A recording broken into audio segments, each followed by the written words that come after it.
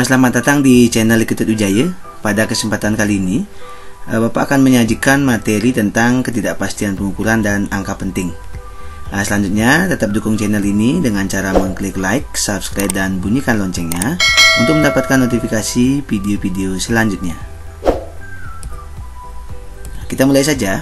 Yang pertama kita mulai dari konsep ketidakpastian pengukuran. Nah, hasil dari suatu pengukuran yang dilakukan tidak mutlak benar atau akurat. Banyak faktor yang menyebabkan hasil pengukuran itu memiliki tingkat kesalahan tertentu. Oleh karena itu, dalam proses pengukuran terdapat ketidakpastian pengukuran. Nah, apa saja penyebab ketidakpastian pengukuran? Penyebab ketidakpastian pengukuran itu ada 3. Yaitu yang pertama ada kesalahan umum, yang kedua ada kesalahan sistematis, dan yang ketiga ada kesalahan acak. Apa itu kesalahan umum? Nah, kesalahan umum itu adalah kesalahan yang disebabkan oleh keterbatasan pada pengamat saat melakukan pengukuran. Nah, kesalahan ini dapat disebabkan oleh kesalahan membaca skala terkecil dan kekurang keterampilan dalam menyusun dan memakai alat, terutama alat yang melibatkan komponen. Berikutnya, apa itu kesalahan sistematis? Nah, kesalahan sistematis adalah kesalahan yang disebabkan oleh alat yang digunakan atau lingkungan di sekitar alat yang mempengaruhi kinerja alat. Nah, nanti kita dulu kesalahan acak. Apa itu kesalahan acak? Kesalahan acak adalah kesalahan yang disebabkan karena adanya fluktuasi halus saat melakukan percobaan. Misalnya ada gerak brom, ada tegangan listrik, kebisingan, radiasi, dan lain sebagainya.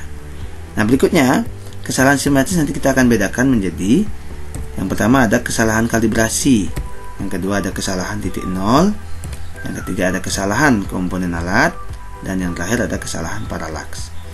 Nah, terkait dengan kesalahan kalibrasi itu adalah terjadi karena pemberian nilai skala pada saat pembuatan atau kalibrasi atau standarisasi tidak tepat.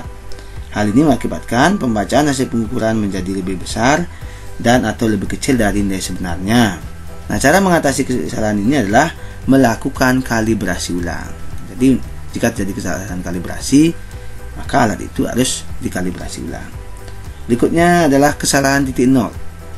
Nah, kesalahan titik nol itu terjadi itu seandainya ada angka yang berimpit, ya. Jadi angka yang berimpit, kemudian titik nol pada skala alat yang digunakan tidak tepat berimpit dengan jarum penunjuk atau jarum penunjuk yang tidak bisa kembali tepat pada skala 0. Nah, jadi artinya ketika terjadi pengukuran itu angka startnya di titik 0 itu jarumnya tidak tepat. Nah, ini disebut dengan kesalahan titik 0.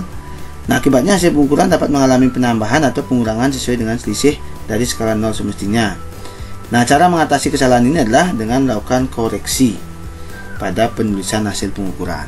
Nah, jadi kita akan koreksi manual. Nah, jadi berapa kira-kira titik nolnya mengalami maju atau mundur dari posisi yang sebenarnya. Berikutnya kesalahan komponen alat. Jadi kerusakan pada alat ya sangat mempengaruhi pada pembacaan alat ukur. Nah, sehingga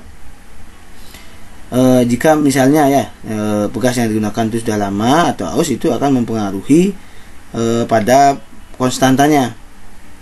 Nah, jadi sehingga mengakibatkan hasil pengukurannya tidak tepat. Nah, caranya adalah tentunya kita harus menggunakan alat-alat yang memang benar-benar relevan digunakan. Artinya tidak alat-alat yang sudah lama yang mungkin kemampuan mengukurnya sudah tidak maksimal.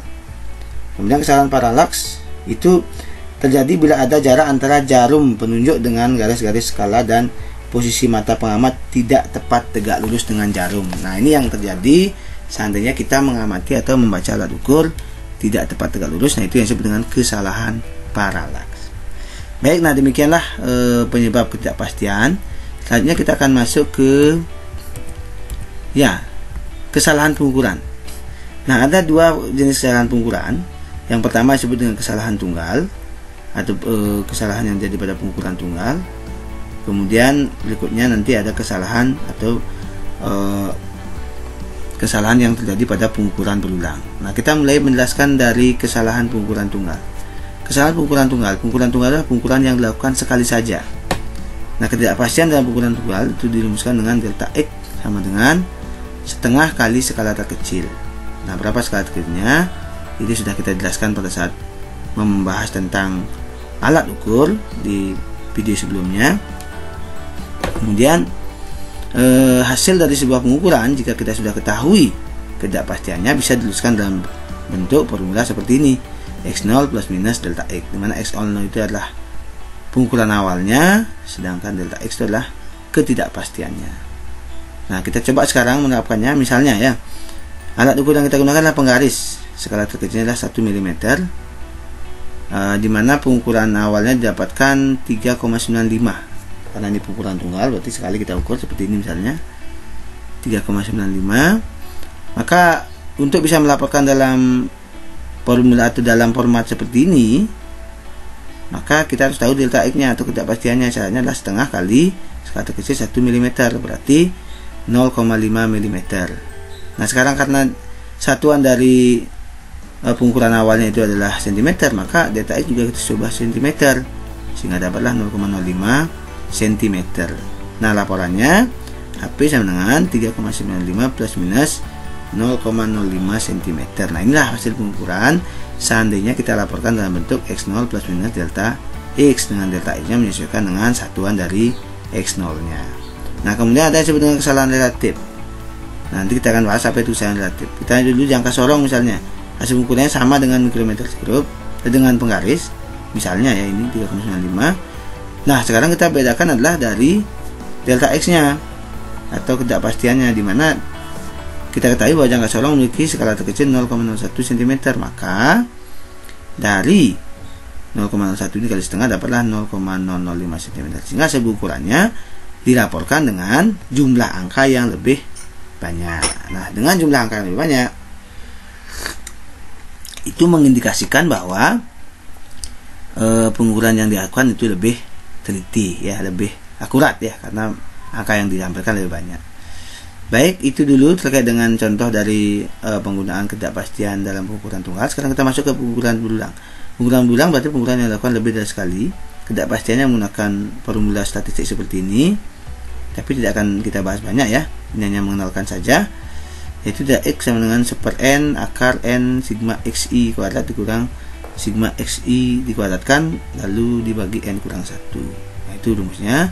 Sekarang kita akan lebih fokus ke ketidakpastian relatif. Nah, ini biasanya yang ditanyakan, ada permasalahan apa hubungan ketidakpastian relatif dengan tingkat ketelitian. Nah, kita akan ketahui bahwa ketidakpastian relatif itu dirumuskan dengan delta X per X kali 100%.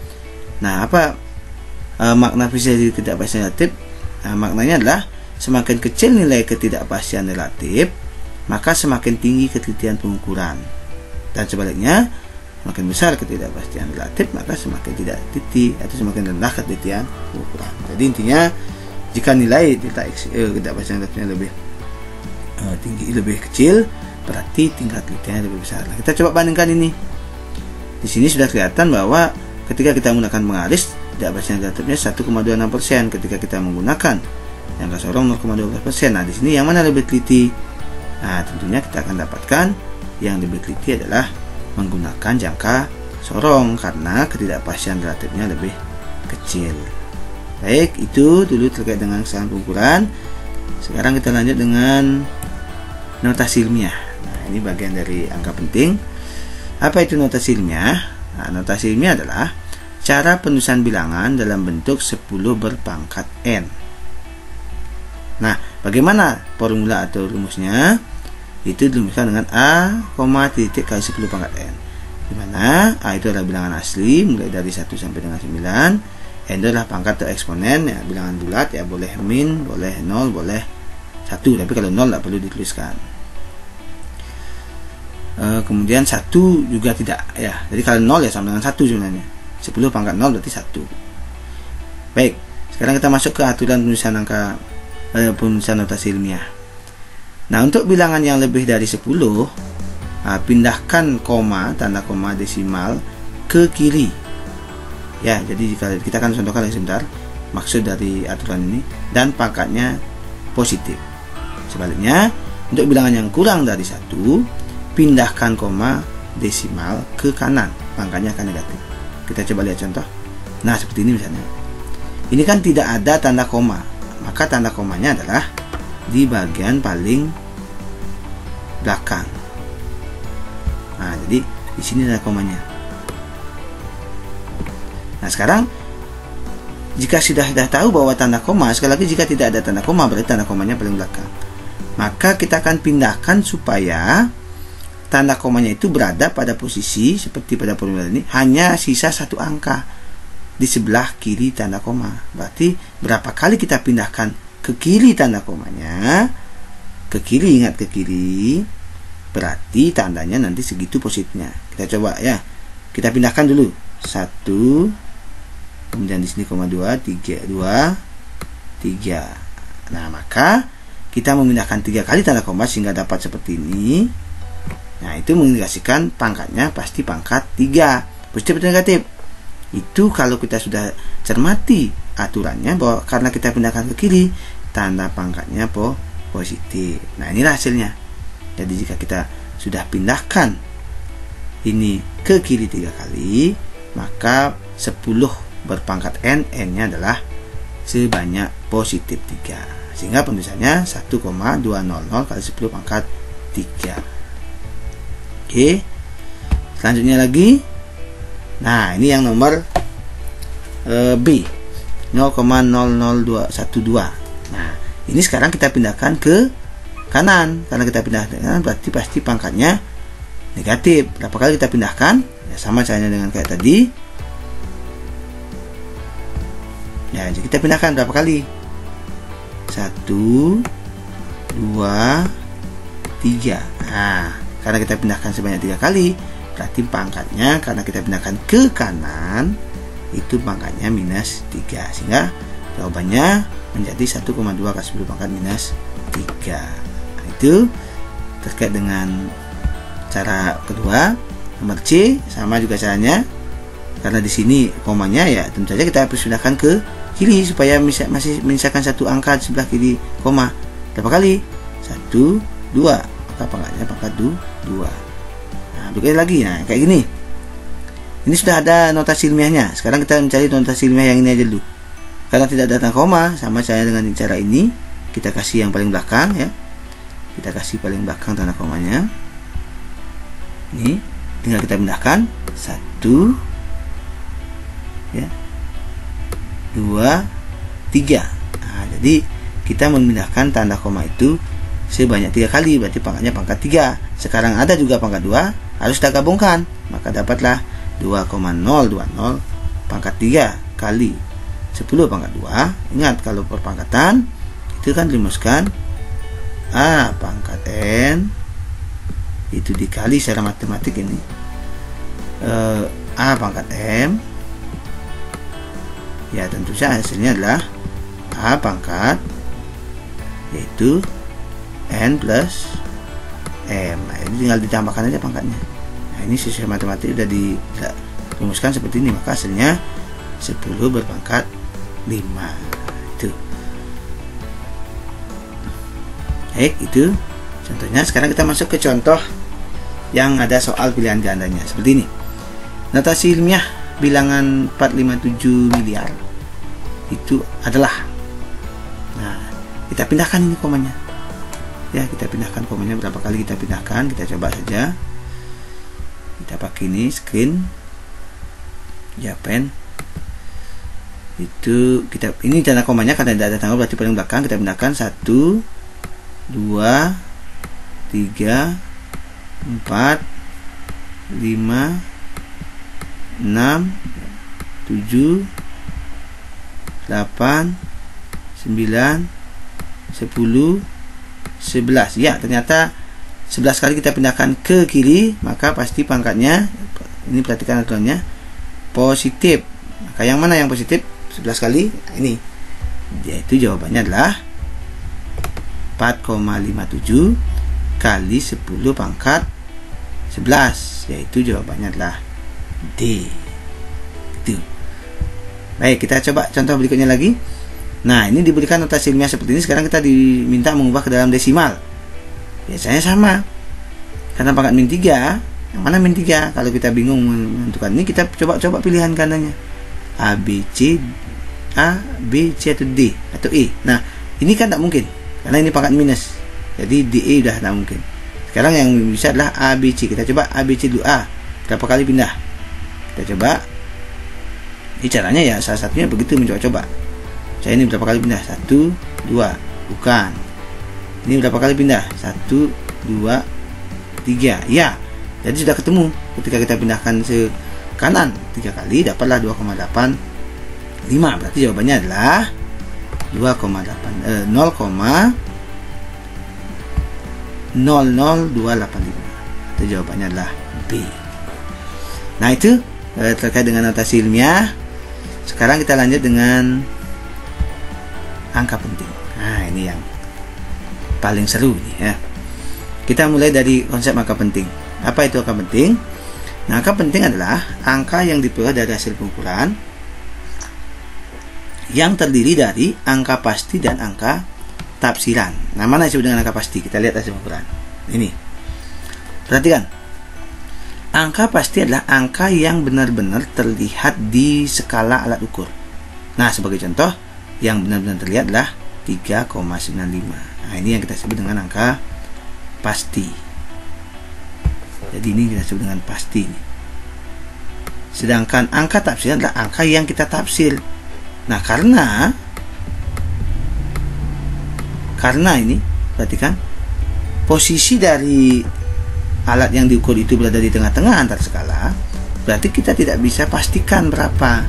Maka kita harus tafsir. Nah, berapa tafsirannya? Kalau ini dalam penggaris, itu adalah setengah di antara dua skala, yaitu 0,5 mili. Atau karena ini dalam senti, jadilah 0,05 senti. Nah, itu yang disebut dengan angka tafsiran. Nah, semua angka yang diperoleh dari hasil pengumpulan inilah yang kita sebut dengan angka penting. Itu penjelasan awal terkait dengan angka penting yang harus kita ketahui, apa itu angka pasti, apa angka tafsiran. Nah, selanjutnya kita masuk ke aturan angka penting. Yang pertama, semua angka bukan nol adalah angka penting. Nah, jadi kalau kita lihat hasil pengumpulan ini kan semuanya bukan angka nol kan hasil pengumpulannya. Berarti ini semua angka penting. Berapa angka penting ini? Kita lihat contoh di sini dulu. Ya, 12,6. Ini kan ada 3 angka penting kan? Yaitu angka 1, angka 2, dan angka 6. Jadi semuanya kalau kita hitung kan 1, 2, 3. Berarti ini 3 angka penting. Nah, ini juga 3 angka penting. Itu yang dimaksud dengan aturan pertama. Semua angka bukan nol adalah angka penting. Dan yang kedua, angka nol yang berada pada angka bukan nol termasuk angka penting. Nah, sekarang kita lihat. Angka nolnya berada di antara angka bukan nol, berarti dihitung sebagai angka penting. Kita hitung 1, 2, 3, 4. Berarti 4 angka penting. Lihat lagi. Angka nol terletak di sebelah kiri maupun di sebelah kanan desimal bukan angka penting. Kita lihat. Ini. Angka nol yang terletak di sebelah kiri maupun kanan desimal bukan angka penting, berarti ini tidak perlu dihitung. Ya. Jadi ini tidak bisa dihitung sebagai angka penting. Jadi ini tidak bisa dihitung. Nah, berarti yang kita hitung adalah yang angka bukan nol dan angka nol di antara angka bukan nol. Maka ini adalah 3 angka penting. 1, 2, 3. Berikutnya, semua angka nol di sebelah kanan angka bukan nol bukan angka penting, kecuali angka nol sebelah kanan angka diberi tanda khusus, biasanya garis bawah. Itu termasuk angka penting. Kita coba lihat. Nah, jadi kalau kita perhatikan dari pernyataan ini menunjukkan bahwa sesuai dengan aturan yang ketiga, ini bukan angka penting. Sesuai dengan aturan yang keempat, karena tidak diberikan garis bawah pada angka 0 ini juga bukan angka penting. Nah, berarti angka pentingnya adalah 6, 5, dan 0. Berarti hanya 3 angka penting. Nah, itu maksud dari aturan keempat ini. Terakhir, angka yang berupa puluhan, ribuan, dan seterusnya dapat dinyatakan dalam bentuk notasi ilmiah. Nah, seperti yang sudah kita pelajari sebelumnya ya. Contohnya seperti ini. Kalau kita bingung dengan angka pentingnya, kita buat dalam notasi ilmiah. Atau kalau kita ingin membuat angka ini lebih sederhana, boleh kita buat dalam notasi ilmiah. Oke, kita coba contoh soal. Nah, pada pengukuran panjang benda didapat hasil pengukuran 0,07060 meter. Banyak angka penting yang saya buat adalah. Nah, cara menentukannya, kita lakukan langkah-langkah tadi, kita terapkan aturannya. angka 0 sebelah kiri, angka bukan 0 sebelah kiri tanda desimal, ini tidak termasuk angka penting. Angka 0 di antara angka bukan 0 termasuk angka penting. Angka 0 sebelah kanan angka bukan 0 di garis bawah juga termasuk angka penting. Berarti kalau kita hitung ada 1, 2, 3, 4. Maka jawabannya adalah sejumlah 4 angka penting, atau ya C ya, 4 angka penting. Oke, kita lanjutkan lagi, yaitu masih di angka penting. Kita akan masuk ke aturan berhitung dengan angka penting. Nah, untuk aturan angka berhitung angka penting, kita mulai dari aturan penjumlahan dan pengurangan. Nah, pada aturan penjumlahan dan pengurangan disebutkan bahwa jika angka penting dijumlahkan dikurangkan, maka penjumlahan atau pengurangan tersebut hanya boleh mengandung satu angka tafsiran. Nah, apa itu angka tafsiran? Angka tafsiran itu adalah angka yang posisinya paling kanan, atau angka yang posisinya dari hasil pengukuran itu adalah di posisi paling belakang. Nah, kita coba contohkan. Misalnya kita ingin menjumlahkan dua buah hasil pengukuran, yaitu 1,756 meter ditambah 1,42 meter.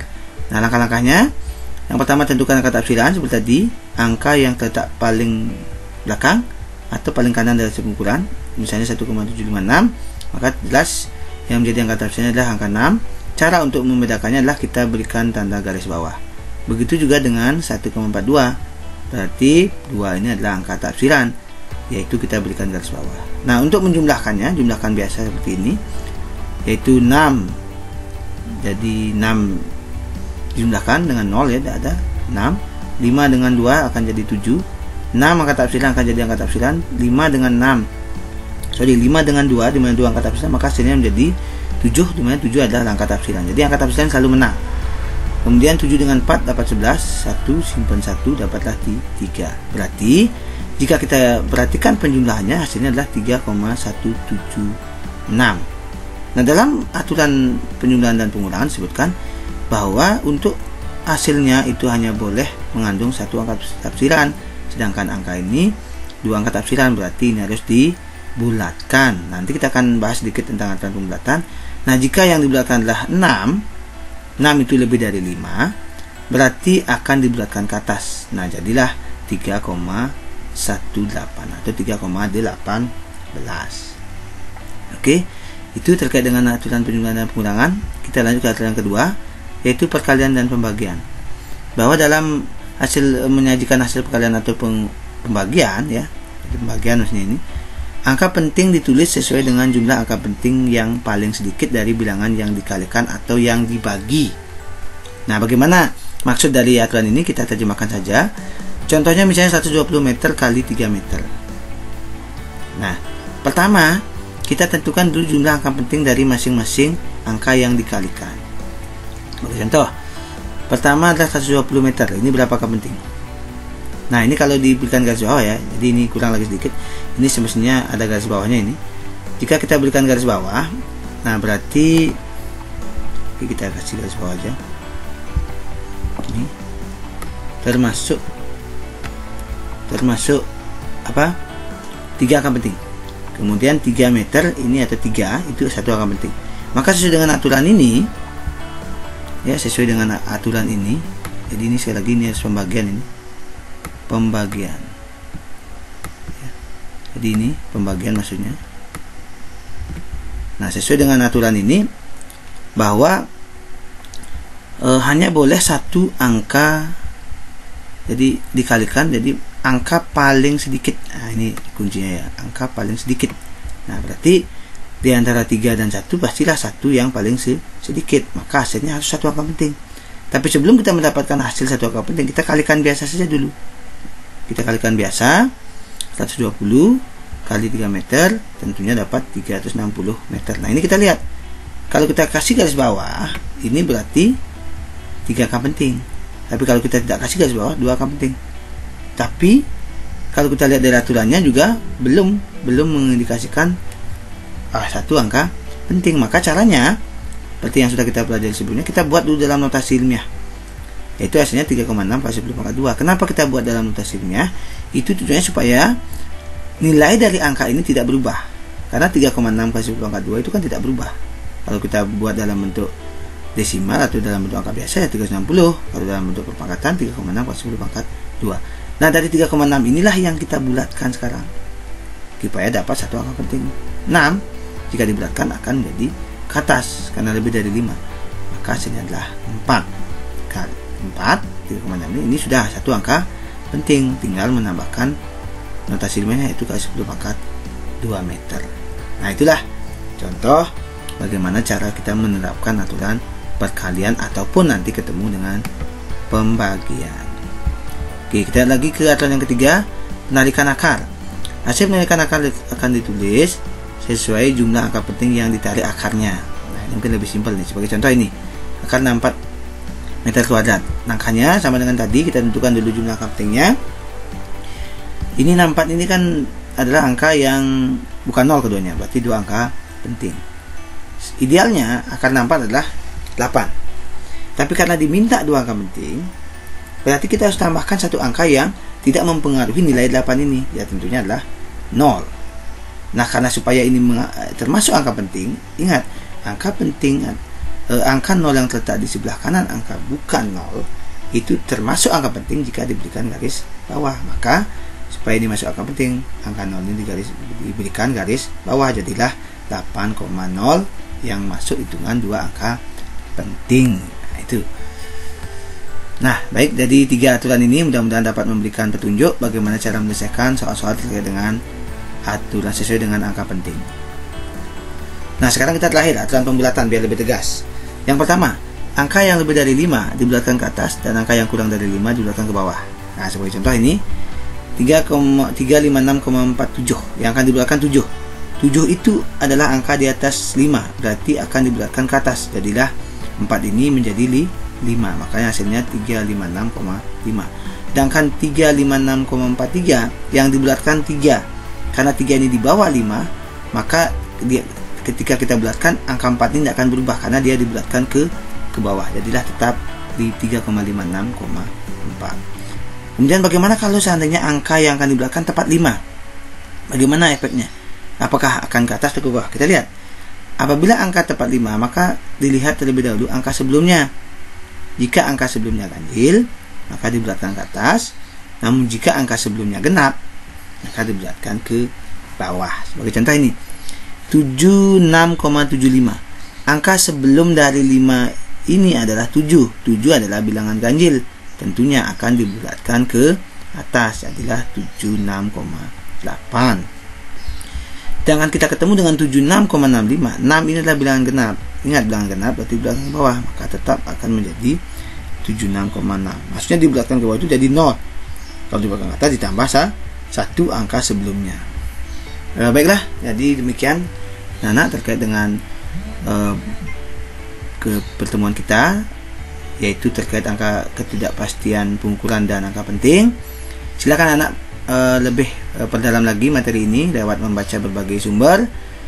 Kita akan lanjut ke video-video selanjutnya. Terima kasih.